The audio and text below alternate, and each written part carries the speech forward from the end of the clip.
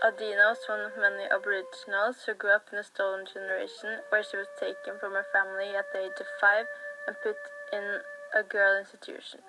Adina was taken away from her parents for no other reason than being Aboriginal. The year was 1920. The forcible removal of indigenous children from their families was a part of the ideology of assimilation. This ideology was founded on the assimilation of black inferiority and white superiority, and proposed that full-blood indigenous people should be allowed to die out through a process of natural elimination, or at least try to be assimilated into the white community if possible. I remember when I was 5 years old, me, my parents and my siblings were sitting in the kitchen eating kangaroo tail for dinner. All of a sudden, 2 white men came in, grabbed me and my siblings, dragged us out to the street and forced us into a car standing outside our house. We saw many of the neighbor kids in similar cars as well. All of the parents were screaming and shouting, some even trying to open the car, but they failed. Me, like every other child there, looked terrified around, trying to understand what was happening. The car engine started, and all of the cars that were lined up drove away from what we used to call home.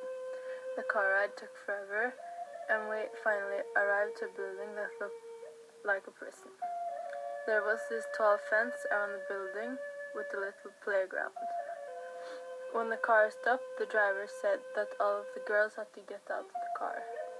Me and my sister looked at each other nervously and got out of the car. We were escorted into what turned out to be a girl institution with many other Aboriginal girls who were separated into different rooms. We were given pajamas with a number on. Not a name, just a number. I turned around and asked the man who handed me the pajamas where I was. He looked at me for a second and said sternly, "You are not allowed to talk to us without permission here at Parramatta's girls' home." Then he turned around and walked away. Many of the stolen generations were psychologically, physically, and sexually abused while living in state care or with their adoptive families. Efforts to make these children reject their culture often caused them to feel ashamed of their indigenous heritage. Many children were wrongly told that their parents had died or abandoned them, and many never knew where they had been taken from or who their biological families were.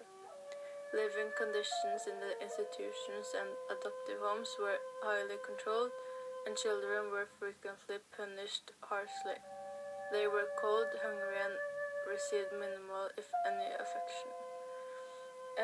The children received a very low level of education, as they were expected to work as manual laborers and domestic servants.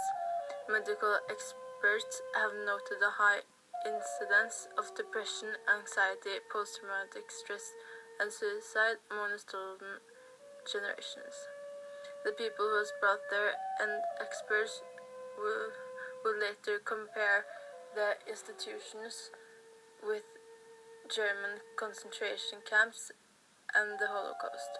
Many tried to run away, but few succeeded. Many never saw their parents again or were told they were orphans. The next 2 years in this so-called institution were awful. It was nothing like home, and we could not understand a word they said. Day after day, I asked myself 3 questions. Why am I here? When can I see my parents again? And mostly, will I survive this? These questions were banging inside my head, day and night. I couldn't sleep, I couldn't eat, I was at the breaking point. 5 years went on and things started to get easier. I became good friends with the other girls, and all of our chores felt more like habits now. Every day was the same, over and over again. I got used to the low amount of food we were served, terrible conditions, and the fact that we were treated like trash. It all started to feel normal, except the fact that I really missed my parents, of course. There were several attempts of getting out through the years, but none of the girls succeeded. This was the place we were supposed to be now. This was our new home.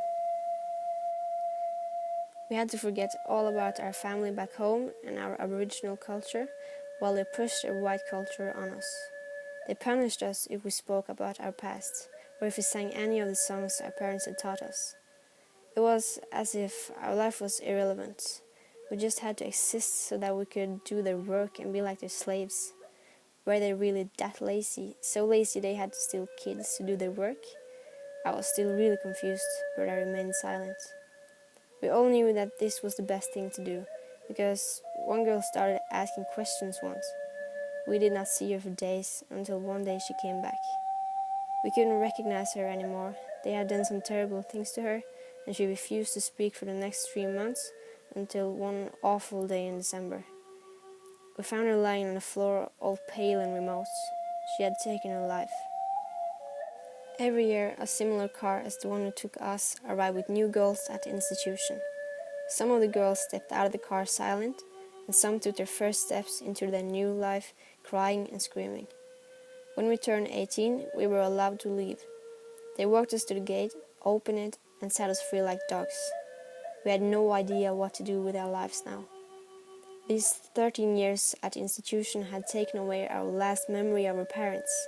We had no idea how to find them. As the years went on, some of us managed to settle down and start a life of their own. I met a man, got 2 children, and now I'm telling this story to you. My life is so much better now, but I still suffer with depression and a constant fear of being taken away from my family.